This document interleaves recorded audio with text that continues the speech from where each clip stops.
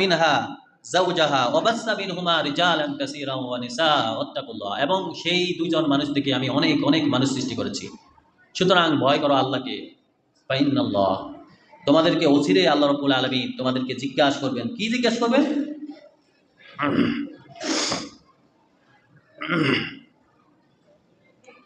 وخلق منها زوجها وبث منهما رجالا كثيرا ونساء واتقوا الله الذي تساءلون به والارحام, তোমাদের রেহেম সম্পর্কে জিজ্ঞাসা করবেন। রেহেম মানে হচ্ছে কি? রেহেম মানে আমরা জানি, রেহেম মানে হচ্ছে ভালোবাসা, বা এই যে আমরা রহমত যেটা বলি।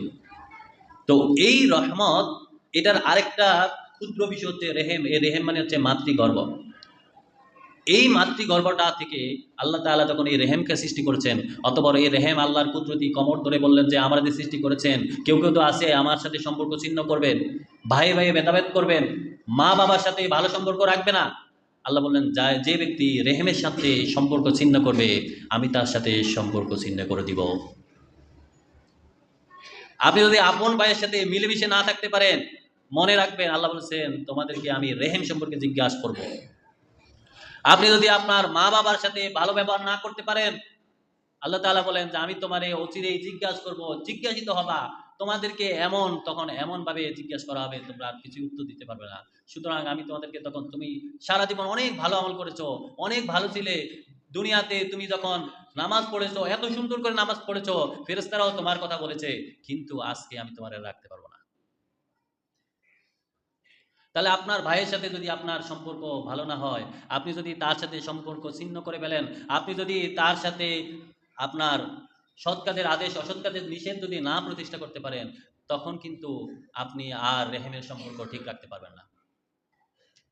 আল্লাহ রাব্বুল আলামিন যেন আমাদেরকে এই সব কথাগুলো মানার তৌফিক দান করেন। কিতাব দিয়েছে তিবিয়ান, যে কিতাবটা হচ্ছে প্রত্যেকটা জিনিসের উপর বায়ান রাখেন, সে আল্লাহ রাব্বুল আলামিনের প্রশংসা করি। আমাদের অন্তঃস্থল থেকে আমাদের কালিমাতে শুকরিয়া আদায় করে আলহামদুলিল্লাহ।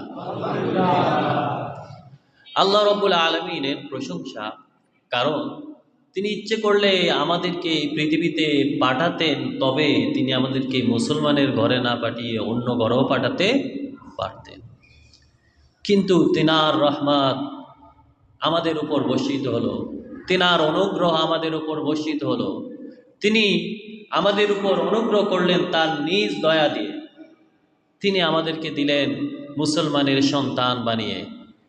তিনি আমাদেরকে এই পৃথিবীতে আমাদেরকে পাঠিয়েছেন, অতঃপর এমন এক সময় পাঠিয়েছেন যেই সময় সারা বিশ্বে এমন একজন রসূলের আগমন ঘটেছেন, যিনি হচ্ছেন রাহমাতাল লিল আলামিন, যিনি পুরো পৃথিবীর জন্য রহমত হিসাবে প্রেরিত হয়েছেন। এমনকি আগেরকার নবীরাও, তাদের আফসোস থাকতো, হায় হায়, তারা যখন এই নবীর বর্ণনা শুনেছেন, তারা যখন জানতে পেরেছেন যে মুহাম্মাদুর রাসূলুল্লাহ সাল্লাল্লাহু আলাইহি ওয়াসাল্লাম তিনি যখন আগমন করবেন, তিনি হচ্ছেন এমন এক নবী, তার উম্মতদের জন্য মাত্র একটা রাত ইবাদত করলে হাজার রাতের চেয়েও উত্তম। তখন তাদের আফসোস হলো, হায় হায়, আমাদেরকে যদি নবী না বানিয়ে সেই নবীর উম্মত বানাতো, তাহলে আমরা ধন্য হতাম। চিন্তা করেন আপনার উপর কতটুকু রহমত আল্লাহ রাব্বুল আলামিন করেছেন, অতঃপর সেই নবী মুহাম্মদুর রাসূলুল্লাহ সাল্লাল্লাহু আলাইহি সাল্লামের উম্মত বানিয়ে দিয়েছেন। তাহলে সেই রবের আরেকবার প্রশংসা করা উচিত নয়? আমরা আবার জোরে বলি আলহামদুলিল্লাহ। আল্লাহ রাব্বুল আলামিন আমাদেরকে যেন হিদায়াতের রাস্তায় প্রশস্ত করে দেন, আমরা যেন কখনো হিদায়াতের রাস্তা থেকে সরে না যাই। তেনার হিদায়াত যেন আমাদের জন্য আলোক বার্তিকা হিসাবে সব সময় জ্বলে থাকেন, আমরা যেন সেই অন্ধকার রাস্তা থেকে দূরে সরে এসে আলোতে আলোকিত হতে পারি। আলোতে আলোকিত হবেন কিভাবে? কারণ আল্লাহ রাব্বুল আলামিন যখন বর্ণনা করেছেন যে আমি এই কিতাব নাজিল করেছি, সূরা তাওবার পিছনে তিনি লিখেছেন এই কিতাবটা হচ্ছে একটা নূর, কিতাবটা একটা আলো। এবার যদি আপনি আলোটা হাতে না নেন, তাহলে আপনার কাছে কিন্তু আলো থাকবে না। আপনার কাছে যদি আলো না থাকে তাহলে আপনি আলোকিত হতে পারবেন না। আলোকিত হতে হলে তখনই আপনাকে বলে দিয়েছেন, একদম যখন কোরআন নাজিল হয়েছে, রাসূলুল্লাহ যখন হিরা পর্বতে ছিলেন, এসেই বললেন যে ইকরা, পড়েন, না পড়লে আলোকিত হবেন না। আরবিতে যারা মূর্খ তাদেরকে বলে জাহেল। সবচেয়ে বড় জাহেল হচ্ছে আবু জাহেল, নাম শুনছেন? তার নাম ছিল কি? আবুল হাকাম। তিনি ছিলেন এত বিজ্ঞ, ওটের বীজটা যখন সে ধরতো বলতে পারতো যে ওটটা কোন এলাকার ওট। মূর্খ ছিলেন? ছিলেন না। কিন্তু আলো আসার পরে, আলো থেকে দূরে সরে যাওয়ার পরে তিনি হয়েছেন এমন মূর্খ, আল্লাহ রসুল বলেন তিনি মূর্খদের মূর্খ, মূর্খদের বাপ। আরবিতে আমরা জানি যে পিতা আরবি হচ্ছে আবুল, আবুল মানে বাবা, কিন্তু দাদাও কিন্তু আবুল। যদিও জাদ্দুন মানে দাদা, কিন্তু কোরআনে দেখবেন দেখবেন বলা হয়েছে আবাউন, তাদের পিতাগুলো, বাবা, দাদা, পূর্বপুরুষ সব। এই সবচেয়ে বড় মূর্খ হচ্ছেন আবু জাহাল। যখন তার উপর তার রসুল আগমন করে বলছেন, তিনি জানতেন মুহাম্মাদুর রাসূলুল্লাহ হচ্ছেন শেষ নবী, শ্রেষ্ঠ নবী, তিনি হচ্ছেন হেদায়েতের নবী, তিনি হচ্ছেন রাহমাতুল লিল আলামিন, কিন্তু তিনি জেনে শুনে মানেন নাই। মূল কারণ ছিল তার নেতৃত্ব চলে যাবে, নেতৃত্ব চলে যাবে মুহাম্মাদুর রাসূলুল্লাহর হাতে। সেজন্য সে জানে শুনে জেনে শুনে সে মানল না, সে হচ্ছে মূর্খদের মূর্খ। তাহলে আমরা যদি সে আলোটা না পাই, আলোটা আমার হাতে দেওয়া হলো, আমি যদি সে আলো না পড়ি, আলো যদি না অনুসরণ করি, তাহলে আমরাও অন্ধকারে পড়ে যাব, আমরাও জাহেল হয়ে যাব। জাহেল হতে চান? জাহেল যদি না হতে হয় তাহলে কি করতে হবে? কোরআন পড়তে হবে, কোরআন জানতে হবে। কোরআন মানে হচ্ছে, কোরআন বুঝতে গেলে সম্পূর্ণ নবী রাসূলুল্লাহ সাল্লাল্লাহু আলাইহি ওয়াসাল্লাম তার পুরো জীবনীটা জানতে হবে। কারণ রাসূলুল্লাহর প্রতিটা পদক্ষেপ হচ্ছে কোরআন, তার সুন্নাত হচ্ছে কোরআন, তার হাদিসের শুরু তিনি শেষ। তিনার কাছে এই যে আমাদের হাজার হাজার বছর, এটা খুবই অল্প। তিনি বললেন লাকাদ খালাকনা, আমি তোমাদেরকে সৃষ্টি করেছি কিছুক্ষণ আগে, লাকাদ খালাকনাল ইনসান, আমি মানুষদেরকে সৃষ্টি করছি ফি আহসানি তাকওয়িম। আহসান বলা হয়, হাসান মানে হচ্ছে সুন্দর, যথেষ্ট, গুড, ভালো, ঠিক আছে। আর আহসান হচ্ছে এর থেকে ভালো আর হয় না। মানুষদের অবয়ব আমি এত সুন্দর করে সৃষ্টি করেছি, এর থেকে ভালো অবয়ব কোথায় হতে পারে না। আমি মানুষদেরকে এত সুন্দর করে সৃষ্টি করেছি। লাকাদ খালাকনাল ইনসানা ফি আহসানি তাকওয়িম। তাকওয়িম মানে হচ্ছে তার গঠন। চিন্তা করেন, আপনার নাকটা যদি এখানে দিত, আপনি খাবার নিয়ে আগে তাকে দিতেন ঘ্রাণ নেওয়ার জন্য, অতঃপর খেতেন।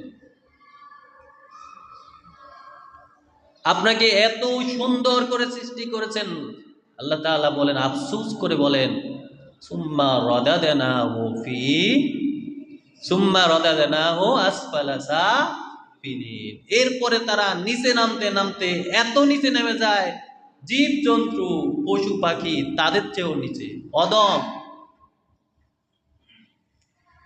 কি জন্য অদম হয়? কারণ তার কাছে যে বায়ান এসেছে, সে বায়ানটা সে বায়ান হিসেবে নেয় না। তার কাছে এমন রসুলকে পাঠানো হয়েছে রাহমাতাল লিল আলামিন, তিনি তাকে অনুসরণ করে না, সে তার নিজের মতো চলে। এমনকি সে যখন মসজিদে আসে তখন সে এত অনুগতশীল বান্দা হয়, মসজিদ থেকে যখন বের হয়ে যায় তখন বলে যে না, ওটা তো মসজিদের ব্যাপার ছিল। সালাত তিনি যখন সালাতে দাঁড়ান, তিনি মনে করেন এই সালাদটাই শেষ।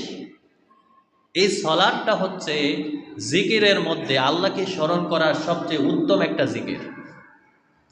কিন্তু আপনার স্ত্রীর সাথে সময় কাটানো থেকে আপনার বঙ্গবঙ্গনে যখন আপনি হুকুম আহকাম কায়েম করবেন সেটা পর্যন্ত আপনার সালাত হতে পারে। এটা সে জানে না, কারণ সে পড়ে না, সে অনুসরণ করে না। তাকে কেউ বললেও সে মসজিদেই বলে, মসজিদ থেকে বের হওয়ার সময় সে এখানেই রেখে চলে যায়। আল্লাহ রাব্বুল আলামিন যেন আমাদেরকে কোরআন বুঝার তৌফিক দান করেন। আল্লাহ রাব্বুল আলামিন কোরআনের একটা আয়াত বলতেছেন, ওয়ালতাকুম মিনকুম উম্মাতুন ইয়াদউনা ইলাল খায়র ওয়া ইয়া'মুরুনা বিল মা'রুফি ওয়া ইয়ানহাউনা আনিল মুনকার উলাইকা হুমুল মুফলিহুন। একদম শেষ শব্দটা হচ্ছে উলাইকা হুমুল মুফলিহুন, তারাই হচ্ছেন সফল হয়ে যাবেন, মানে তারা চিরযুগে জান্নাতি হয়ে যাবেন। তারা কারা? এদের আগে বর্ণনা করা হয়েছে এই গঠনগুলো, এই জিনিসগুলো যাদের মধ্যে আছে এরা হচ্ছেন মুফলিহ, সফল বান্দা। তারা কারা? আল্লাহ তাআলা বলেন, ওয়ালতাকুম মিনকুম উম্মাতুন, তোমাদের যে জাতি আছে এই জাতি থেকে কিছু লোক হবে, এই লোকেরা যখন দাঁড়াবে, কিসের জন্য দাঁড়াবে? তা'মুরুনা বিল মারুফ, সৎ কাজের আদেশ দিবে, ওয়া তানহাউনা আনিল মুনকার, অসৎ কাজ থেকে নিষেধ করে দেবে, নিজে অসৎ কাজ করবে না, অন্যকে করতে দেবে না। কিভাবে দেবে না? হাদিসে এসেছে যে রাসূলুল্লাহ সাল্লাল্লাহু আলাইহি ওয়াসাল্লাম বলেছেন, তোমরা যখন কোনো অন্যায় দেখো তাহলে কি করতে হবে? হাত দিয়ে বাধা প্রদান করতে হবে। আমরা হাত দিয়ে বাধা প্রদান করি, মানে আমরা অনেকেই বুঝি যে হাত দিয়ে বাধা প্রদান হয়েছে, যে অন্যায় করছে তার দুইটা মাইরা দিয়ে ছেড়ে দিব। আমরা কিন্তু এটাই বুঝি। এই হাত দিয়ে বাধা প্রদান মানে হচ্ছে সম্পূর্ণভাবে ওই, যখন সে কোনো মুনকার দেখবেন, অন্যায় দেখবেন, তখন তাকে এমনভাবে বাধা প্রদান করবে যাতে ওই বাধাটার, ওই অন্যায়টা আর কেউ করার সাহস পায় না। আল্লাহ তাআলা বলেন, কুতিবা আলাইকুমুল কিসাস, তোমাদের উপর কিসাসকে ফরজ করে দেওয়া হলো। কিসাস মানে কি? কিসাস মানে কেউ যদি কাউকে হত্যা করে, খুন করে অন্যায়ভাবে, তার বিধান হচ্ছে তাকে রাষ্ট্রীয়ভাবে কিসাসে দিতে হবে, হত্যা করতে হবে, শুলে জড়াতে হবে, তাকে কেটে ফেলতে হবে, যাতে সমাজের এমন কোনো লোক কখনো কাউকে হত্যা করার চিন্তাও না আসে। বাধা প্রদানের যে সে হাত দিয়ে বাধা প্রদান করবে, তার মানে হচ্ছে এটা, সমাজে এমন কোন লোক কখনো যেন আর কখনো চিন্তাও করতে না পারে যে আমি তারে হত্যা করব। সামান্যতম বিষয়, বন্ধু আরেক বন্ধুর সাথে কথা বলতে গিয়ে এমন কিছু বলছে, তার গায়ে নিতে পারে নাই, সে তাকে খুন করে ফেলবে, সরাই দিবে দুনিয়া থেকে। এই সামান্যতম ব্যাপারে সে হত্যা করতে পারে, এতে বড় বড় ব্যাপার হলো সে সাহস পাবে না যে আমি যদি তাকে হত্যা করি আমারও তো রাখবে না। যদি সে হাত দিয়ে বাধা প্রদান না করতে পারে, তাহলে যেন সে মুখ দিয়ে বাধা প্রদান করে। মুখ দিয়ে বাধা প্রদান করে, আমরা এখন কি করি যে ভাই তুমি এটা করো না। শুধু এটার মধ্যেই সমাধান নয়, তার মধ্যে জনমত নিতে হবে, মানুষের আশেপাশে সবাইকে ডাক দিয়ে আনতে হবে যে এই লোক এটা করে। আজকে দেখেন আপনার আশেপাশে এমন ছেলে মেয়ে অবাধ মেলামেশা করে, আমরা সবাই জানি এটা খারাপ, যে করে সেও জানে খারাপ, কিন্তু আমি বাধা প্রদান করি না, কারণ আমি বাধা প্রদান করতে গেলে মুখ দিয়ে হাত দিয়ে আমাকে আর কেউ সাহায্য করবে না। সবাই যদি ডেডিকেট হয় যে আমার এটা করতে হবে, এই সমাজে অন্যায় আমি রাখবো না, তাহলে কেউ করতে পারবে না, সাহসও পাবে না।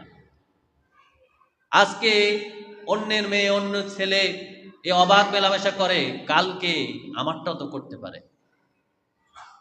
আমি তো হয়তো তখন বৃদ্ধ হয়ে যাব, আমার সন্তানদের তখন আমি আগলিয়ে রাখতে পারবো না, অথবা তারা অনেক বড় হয়ে যাবে, সে তখন আমার কথা শুনবে না। কিন্তু আমি যদি এখন বাধা প্রদান করি, আমি যদি এখন জনমত সৃষ্টি করি, আমি যদি মানুষদের মধ্যে এখন এটা কায়েম করে দিই, তাহলে অচিরেই আমার পরের জন্ম তারা এরকম দাঁড়াবে যে আমার সন্তান কখনো অন্যায় কাজে আসতে পারবে না। এরপরে যেটা বলছেন, যদি সে মুখ দিয়েও বাধা প্রদান না করতে পারে, তাহলে যেন সে অন্তর দিয়ে ঘৃণা করে। কিভাবে অন্তর দিয়ে ঘৃণা করে? তখন তিনি ভাববেন, আমি তো পারি না, তাহলে নিশ্চয় আমি আমার বন্ধুর সাথে শেয়ার করব, সেও যেন আমার সাথে আমার মতো করে ঘৃণা করে। এরকম যদি 50 জন আপনার এলাকাতে এই অন্যায়কে ঘৃণা করে, আপনার এলাকা যদি আপনি লিখে দেন, এই এলাকার মধ্যে আর কেউ অবাধ মেলামেশা করতে পারবে না, কেউ এই অবাধ মেলামেশার ব্যবসা করতে পারবে না, কেউ এখানে সে আড্ডাবাজি করতে পারবে না। যারা এখনো হাত দিয়ে মুখ দিয়ে বাধা প্রদান করার শক্তি রাখেন না, যখন 50 জন হয়ে যাবেন, তখন দেখবেন আপনার এলাকাতে কেউ সাহসও পাবে না। কারণ সবাই জানে ওই এলাকায় 50 জন লোক আছে যারা দাঁড়াবে, যারা এটার বিপক্ষে দাঁড়াবে, যারা আমাদেরকে ধরে বেঁধে রাখবে, যারা আমাদেরকে শাস্তি প্রদান করবে, পুলিশে দিবে, আমাদেরকে আটকিয়ে রাখবে, অতঃপর আমাদের পরিবার থেকে ডেকে এনে আমাদের বিচার করাবে। তাহলে আমাদেরকে আমাদের ওই রসুল আল্লাহ তাআলা বলেন, ওয়াল তাকুম মিনকুম, তোমাদের মধ্যে এরকম থাকা উচিত। কি জন্য এরকম থাকা উচিত? আবু বকর রাদিয়াল্লাহু তাআলা আনহু রাসূলুল্লাহ সাল্লাল্লাহু আলাইহি সাল্লামের ইন্তেকালের পরে তিনি যখন খলিফা হলেন, তিনি হযরতে ওমর রাদিয়াল্লাহু তাআলা আনহুকে প্রধান বিচারপতি নিয়োগ করলেন। প্রধান বিচারপতি 1 বছর পরে আবু বকরের কাছে এসে বললেন যে আমাদের সমাজে প্রধান বিচারপতি থাকার কি দরকার? আবু বকর বললেন, কেন তুমি এই কথা বলছো কেন? ওমর বললেন, আমি 1 বছর ধরে প্রধান বিচারপতির দায়িত্ব পালন করতেছি, কিন্তু আমি এই পর্যন্ত কারো বিচার করতে পারি নাই, কারণ আমার কাছে কোনো বিচারে আসে নাই। যদি বিচারে না আসে, তাহলে আমি কি বিচার করব, কার বিচার করব, কিভাবে করব? তাহলে আমাদের এই পদটাই থাকা দরকার নাই। আবু বকর জিজ্ঞেস করলেন, তুমি কি জানো কেন বিচারটা আসে নাই? ওমর বললেন যে আমি জানি, কারণ এই সমাজের মধ্যে আমাদের যুবকদের মধ্যে এরা সবাই অন্যায় দেখলে হাত দিয়ে বাধা প্রদান করে ফেলে। কেউ অন্যায় করার সাহস পায় না, তাহলে যদি অন্যায় না করে তাহলে বিচার আসবে কিভাবে? এখানে কেউ দুর্বল নয়, কেউ সবল নয়, সবাই সমান সমান। আজকের মসজিদে যেরকম সবাই সমান সমান বসছেন, আপনাদের অর্থনৈতিক অবস্থা কিন্তু কারো সমান নয়, কিন্তু মসজিদে আপনারা সমানভাবে বসছেন। একবারও তাকান না যে আমার পাশে কি গরিব লোক বসছে না ধনী লোক বসছে। আপনি জানেন এই মসজিদ সবার জন্য সমান,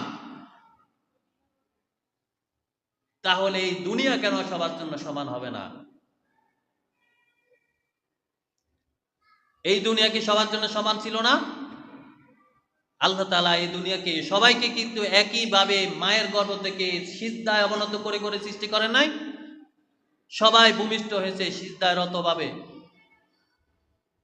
তারপরে কিভাবে আলাদা হলো? শুধু বংশমর্যাদায় কি আলাদা? শুধু অর্থ দিয়ে কি আপনি আলাদা করবেন? শুধু আপনার চেহারা সুন্দর, অন্যের চেহারা সুন্দর না, এটা দিয়ে আলাদা করবেন না। আল্লাহ বললেন, আমি মানুষদেরকে সবচেয়ে উত্তম অবয়বে সৃষ্টি করেছি, সবচেয়ে ভালো গঠনে সৃষ্টি করেছি, তাহলে কেন সে আলাদা করতেছে, ভেদাভেদ করতেছে? ভেদাভেদ নেই। ব্রিটিশরা যখন এদেশে আসে, এর আগে এদেশের অনেক বংশই ছিল না, চৌধুরী বুইয়া এ ধরনের অনেক বংশই ছিল না, এরা সবাই ছিল মুসলমান। ব্রিটিশরা দেখলেন যে আমাদের মুশরিক বাহিনী যেভাবে বিভিন্ন ভেদাভেদ করে,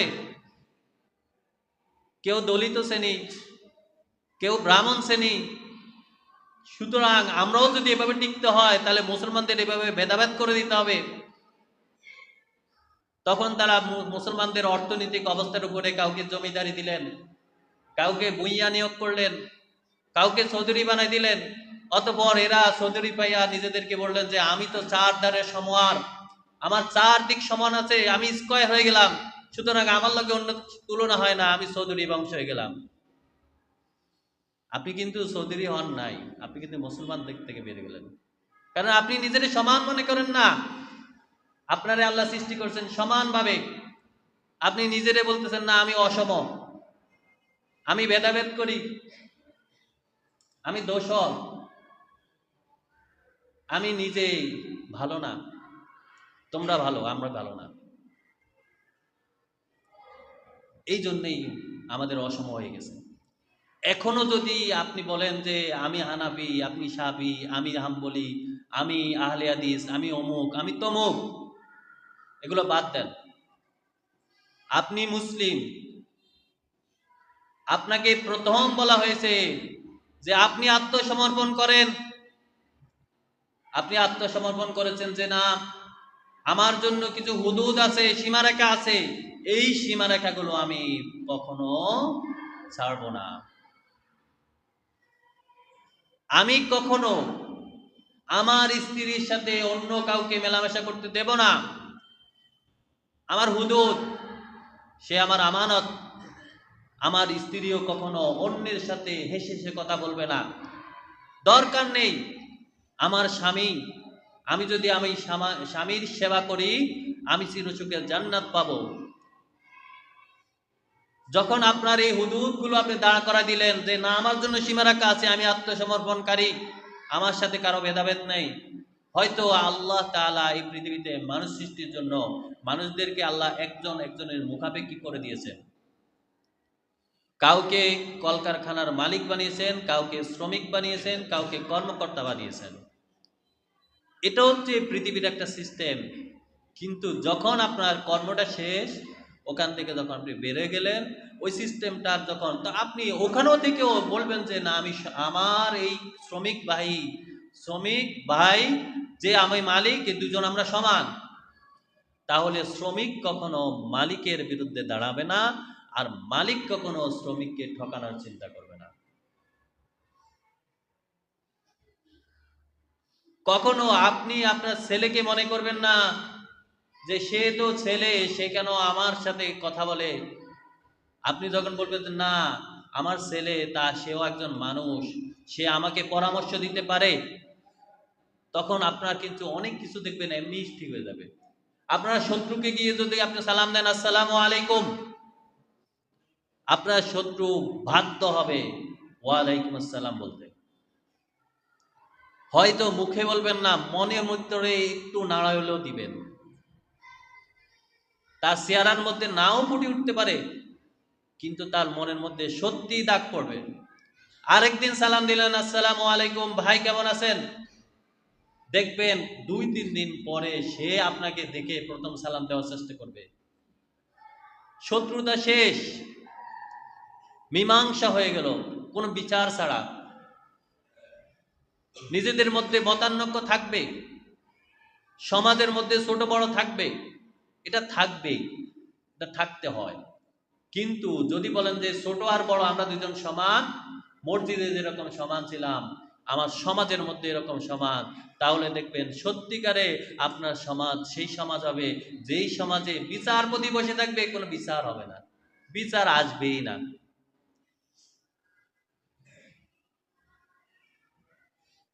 একদিন হযরতে মূসা আলাইহিস সালাম আল্লাহকে জিজ্ঞেস করে যে আল্লাহ, তুমি পৃথিবীতে যখন আযাব দাও, কিভাবে আযাব দাও?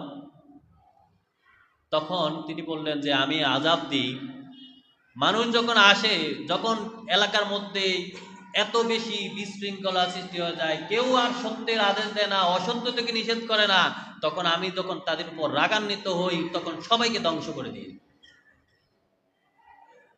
তো ওই মুসা বললেন ওই সমাজে কি একজনও ভালো মানুষ থাকে না?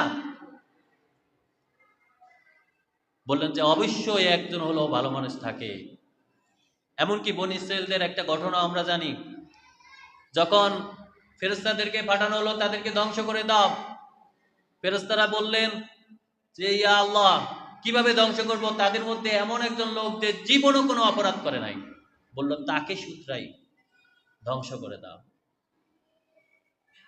মুসা আলাইসাল্লাম আল্লাহর কাছে বললেন যে আল্লাহ, তাহলে তুমি কি যারা ভালো মানুষ তাদেরকে এক সাইডে নিয়ে বাকিগুলোকে ধ্বংস করতে পারো না?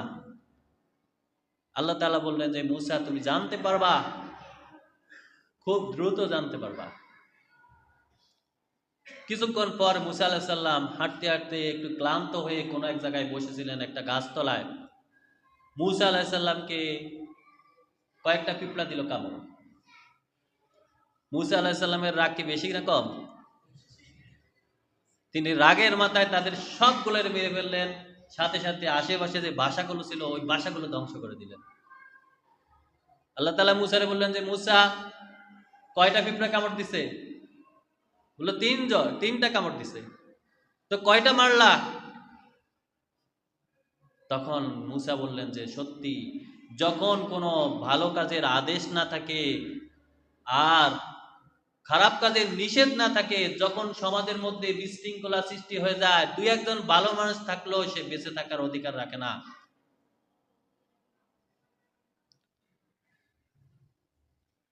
আল্লাহ রাব্বুল আলামিন আমাদেরকে আদেশ করলেন যে তোমাদের উচিত তোমাদের সমাজে সেই বাহিনী তৈরি করা যারা সত্যকে সত্য বলবে, সত্যকে প্রতিষ্ঠা করবে, সত্যকে মানুষের সামনে দাঁড় করাবে, যেই সব মানুষের উপর কায়েম করার দরকার কায়েম করবে, আর অসত্যকে, যেটা খারাপ, যেটা আমাদের সমাজে উপযোগী নয়, যেটা আমাদের জন্য উপযোগী নয়, সেটা নিষেধ করে দিবেন।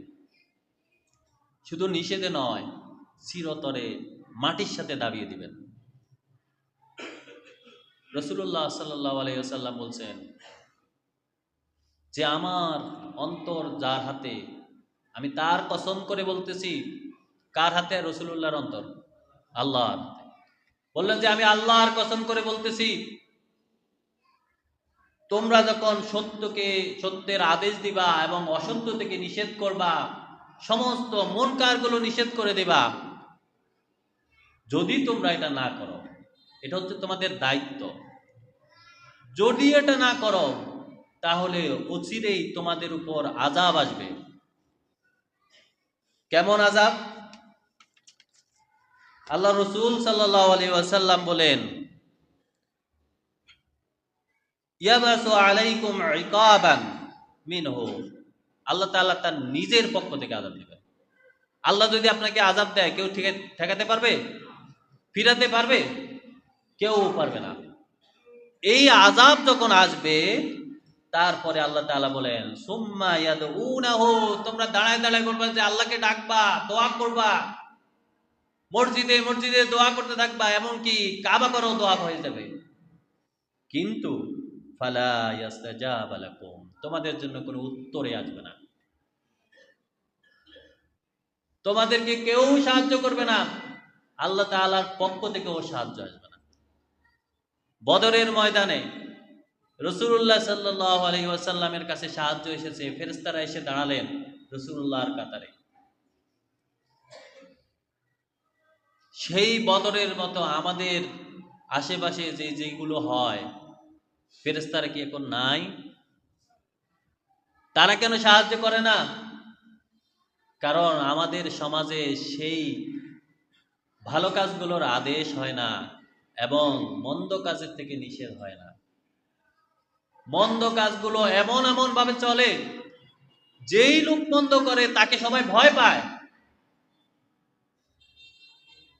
কুকুর রাস্তায় হাঁটে, ছোট্ট একটা প্রাণী, আপনি কিন্তু অনেক বড়, কুকুরকে কিন্তু আপনি ভয় পান, কিন্তু কুকুর যখন পাগল হয়ে যায় আপনি কি করেন? চারদিকে মানুষকে খবর দেন, এরে যেখানে পারবা সেখানে পিটাও, এরে রাখা যাবে না। আপনার সমাজে কিছু লোক গাঁটতারা থাকবে, কিন্তু সে যখন পাগলামি শুরু করবে, এই সমাজে তাকে শাস্তি দিতে হবে। যদি তাকে শাস্তি না দেন, তাহলে ওই পাগলা কুকুর যেভাবে মানুষকে ধরে ধরে কামড়াবে, আপনার বাচ্চা হইলেও কামড় দিবে, বড় হইলেও কামড় দিবে। নাকি বড়দেরকে কামড়াবে, ছোটদেরকে কামড়াবে না? ঠিক আপনি যদি কোনো অন্যায়কারীকে ভয় পান, তাহলে আপনার সমাজে সে পাগল কুকুরের মতো ঘুরে ঘুরে শুধু কামড়াইতে থাকবে, কামড়াইতে থাকবে। এমনকি আপনার ব্যবসা প্রতিষ্ঠানও এসে কামড়াকামড়ি শুরু করে দিবে। সে আদব কিছু কথা বলবে, আপনি আশ্চর্য হয়ে যাবেন, কিভাবে আমি এটাকে সামলাবো।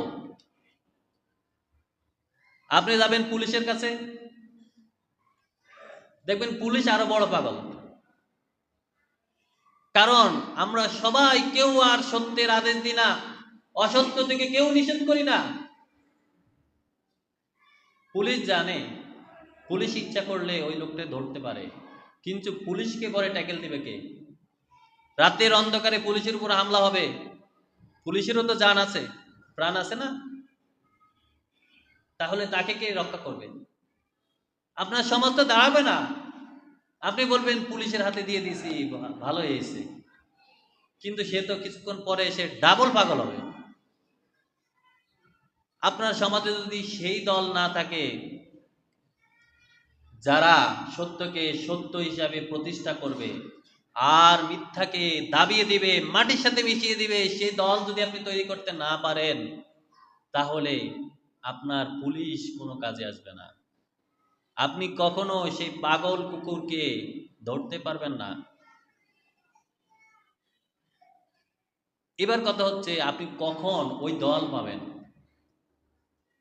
এখন কোন লোকটা সেই সত্যের আদেশকারী হবেন, কোন লোকটা সত্য অসত্য থেকে নিষেধকারী হবেন? যে জানে আর যে জানে না, দুইজনই কি হতে পারে? পারে না। যেই লোকটা জানে আমার হুদুদ কি, আমার সীমারেখা কি, আমার জন্য আল্লাহ তাআলা কিভাবে আত্মসমর্পণের ব্যবস্থা করেছেন, সেই লোকটাই দাঁড়াতে পারবে। আর যে লোকটা মূর্খ হয়ে যাবে, তা সেই পৃথিবীর সব বুঝে কিন্তু কোরআন বোঝে না, সেই লোকটারে আপনি ডাকলেও থাকবে না। ধরে এনে আপনি ওই দলের ভিতরে নাম লিখে দিবেন, থাকবে না। বলবে আমি আছি, কোনো টাকা পয়সা লাগলে সাপোর্ট দিব, কিন্তু আমি তোমাদের মতো করে ওখানে গিয়ে দাঁড়াবো না। কারণ সে জানে যে আমি আমি এটা করলে কি হবে না হবে সেটা বুঝে না।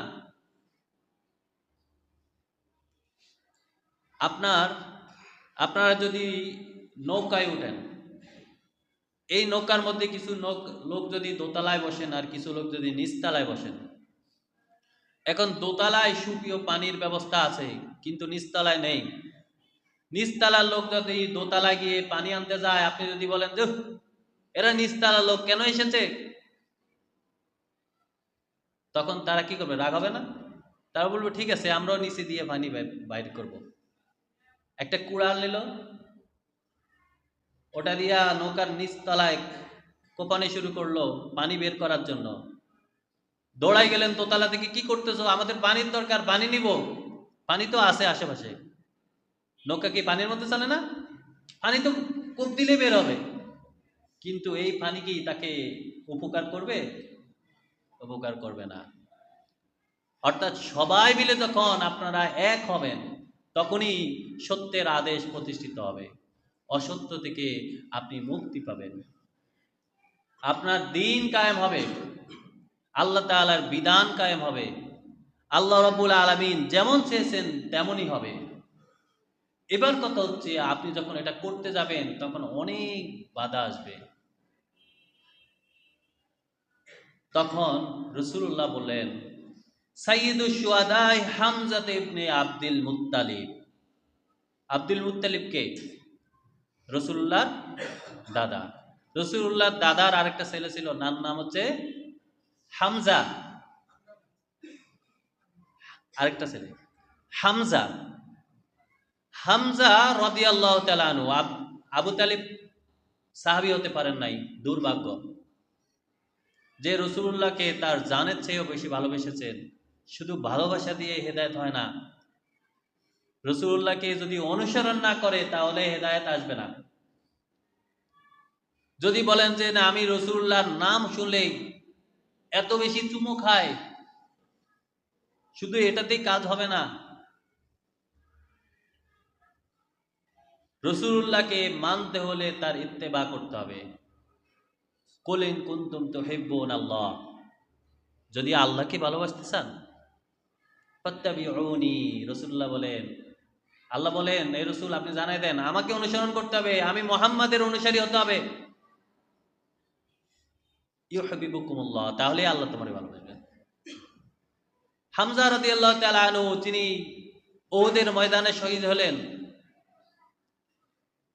রাসূলুল্লাহ বললেন সবচেয়ে শহীদদের মধ্যে শ্রেষ্ঠ শহীদ যে আমিরুশ শুহাদা, যিনি হচ্ছেন শহীদদের সেরা, তিনি হচ্ছেন হামজা, হামজা রাদিয়াল্লাহু তাআলা আনহু।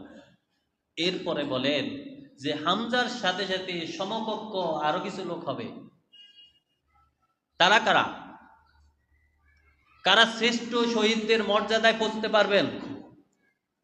অরাজুলুন কমা ইলা ইমামিন যায়, যেই কোনো ব্যক্তি যে সমাজের এমন ইমামের বিরুদ্ধে, এমন নেতার বিরুদ্ধে দাঁড়াবে, যেই নেতা হচ্ছেন অন্যায়কারী, যেই নেতা হচ্ছেন স্বৈরাচার। আমরা তো স্বৈরাচার বলতে বুঝি যে কোনো একটা সরকারকে বুঝি, শুধু তাই নয়, যেই ব্যক্তি আপনার এলাকায় নেতা হিসাবে অন্যায় করা শুরু করবে সেই স্বৈরাচারী। সেই স্বৈরাচারীর সামনে যখন দাঁড়াবে, আমারাহু ওয়া নাহাহু, সে তাকে আদেশ করবে, ভাই তুমি এটা করতে পারো না, তুমি এইভাবে অন্যের জায়গা দখল করতে পারো না, তুমি এইভাবে কারো ব্যবসায়িক প্রতিষ্ঠানে হামলা করতে পারো না।